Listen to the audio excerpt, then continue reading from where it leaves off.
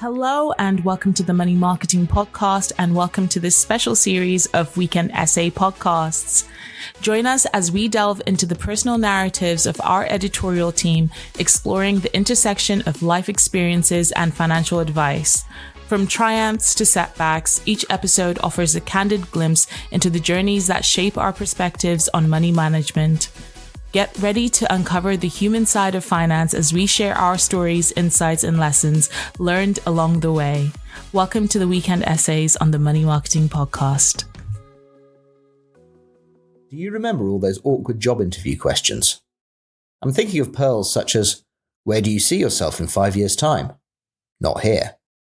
Why do you want to work in this industry? I can't get a job in my preferred field. And why should we hire you? I desperately need the cash. But for me, the most annoying by far is, what's your greatest weakness?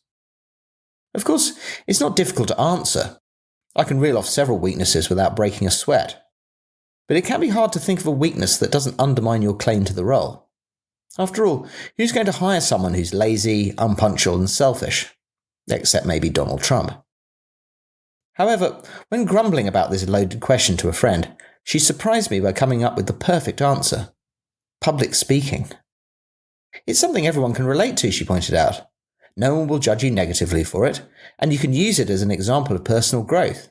i.e., I've sought to tackle the fear by volunteering for speaking opportunities, training courses, etc. You can't fault the logic, and it got me thinking, have I ever been afraid of public speaking? As a naturally shy person, the answer must be yes.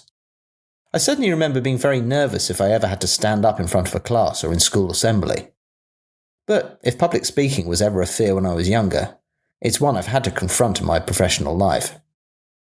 As a journalist, I've done countless speeches, presentations, panel discussions, and on-stage interviews. I've addressed rooms filled with people hanging on my every word, or at least pretending to.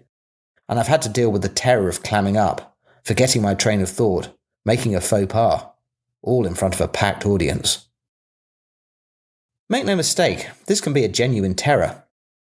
Most people fear public speaking more than death, says Dan Graham of Next Gen Planners, whose Speaker and Influencer program has trained over 300 finance professionals to overcome this fear since its launch in 2019.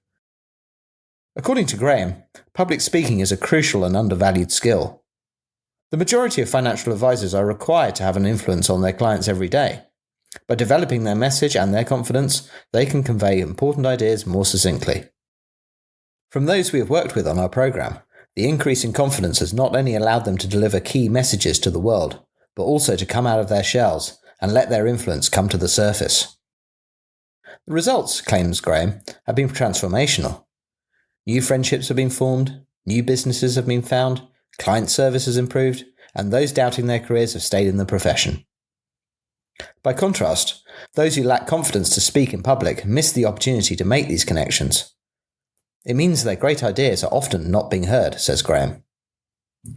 All of this has been on my mind recently.